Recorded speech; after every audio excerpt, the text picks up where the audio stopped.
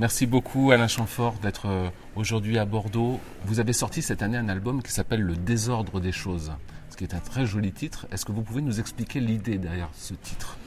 Alors, il n'y avait pas d'idée préconçue, préétablie. Il y avait, les chansons sont arrivées un petit peu comme ça, dans un ordre un petit peu étrange, sans savoir de ce qui allait être évoqué. On n'avait pas, avec Pierre-Dominique Burgot organisé justement la façon dont on allait élaborer cet album. Il s'est trouvé que je lui ai confié des musiques et qu'il aurait revenu vers moi avec des propositions de textes. Et certaines musiques ont donné lieu à plusieurs essais, plusieurs textes qui n'étaient pas forcément convaincants au départ. Et puis voilà, jusqu'à ce moment où on se dit la musique convient bien. Et à l'occasion d'un échange comme ça, il est revenu vers moi avec l'idée du désordre des choses. Et je trouve que c'est vrai que, comme vous dites, c'est un joli texte, un joli titre surtout. Voilà, nos vies sont dans un désordre constant qui nous crée ce désordre mental malgré tout. Et donc, voilà, c'est une espèce d'alerte aussi sur... je trouve que c'est un titre plus évocateur, quoi, bien sûr. Vous êtes actuellement en tournée jusqu'à la fin du mois de décembre, puis à nouveau à partir du printemps. Vous serez mercredi prochain au Théâtre Féminin à Bordeaux notamment. Quel plaisir avez-vous à retrouver le public et dans quelle formation est-ce que vous allez vous présenter cette fois-ci ? Alors, c'est un plaisir immense. C'est fou, parce que j'étais pas du tout... jamais j'aurais pu imaginer ça quand j'étais plus jeune, enfin même il y a encore 10-15 ans.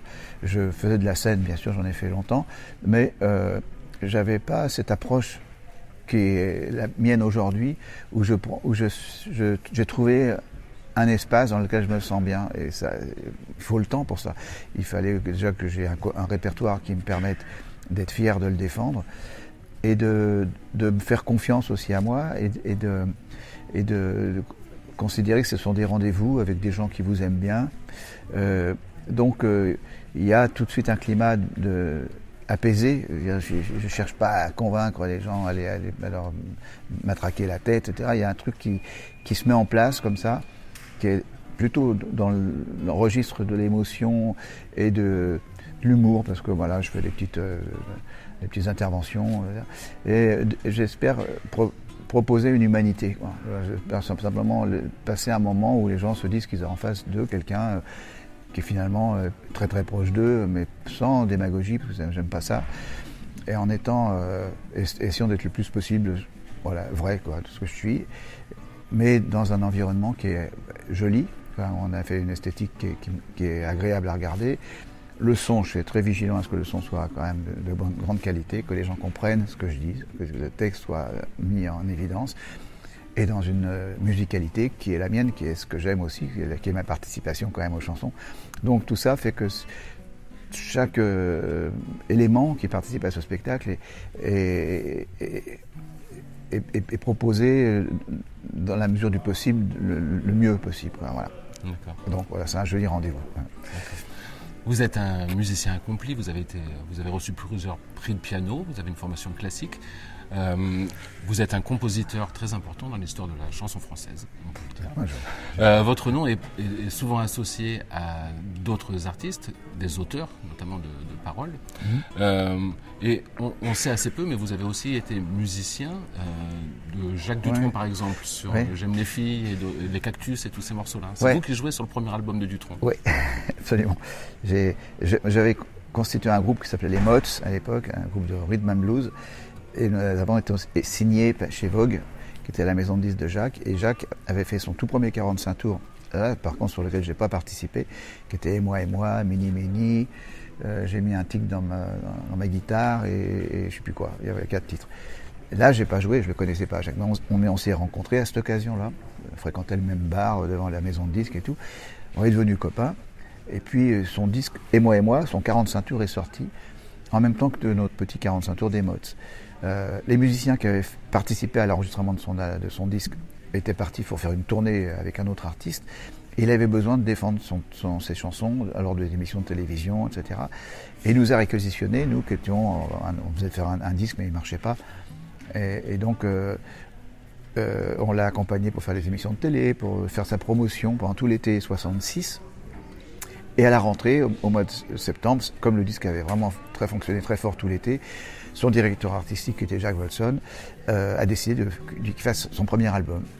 Et donc là, il m'avait intégré véritablement dans son groupe. Et effectivement, les Playboys, J'aime les filles, les Cactus, Nab Restaurant, je sais plus, L'Opportuniste, enfin tous les titres qui sont devenus des standards aujourd'hui, sont des chansons qu'on a enregistrées entre copains comme ça, et auxquelles on a tous participé à notre manière, en apportant notre savoir-faire, qui n'était pas grand à l'époque, mais enfin qui a quand même... Alors sur cette année-là, et votre parcours avec Dutronc, vous aviez une anecdote, me disiez-vous, concernant Bordeaux et Ah oui, je me souviens, parce que la première fois que je suis venu à Bordeaux, c'était lors de la tournée où j'accompagnais Jacques Dutronc. C'est-à-dire que la veille, nous jouions à Cambrai, et on se produisait le lendemain donc à Bordeaux. Et à l'époque, il n'y avait pas les autoroutes comme aujourd'hui, c'était en 67. Donc on a fait ce trajet Cambrai-Bordeaux en une nuit pour chanter le lendemain.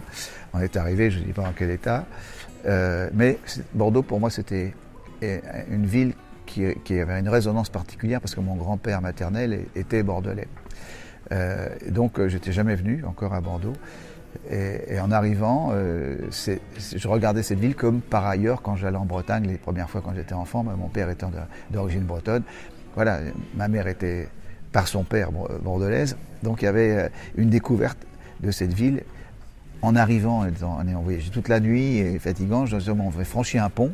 C'était à l'époque, c'est pas le nouveau pont qui existe là, mais il y avait un pont qui traversait déjà la Garonne pour entrer dans Bordeaux. Ouais, le pont de Pierre sans doute. Ouais. Certainement. Ouais. Et voilà, et ça c'était en 67, et donc Bordeaux est associé à ce petit souvenir-là. Voilà. Très bien. Merci beaucoup Alain Chamfort. Je vous en prie, merci à vous. Merci à vous d'être venu ici.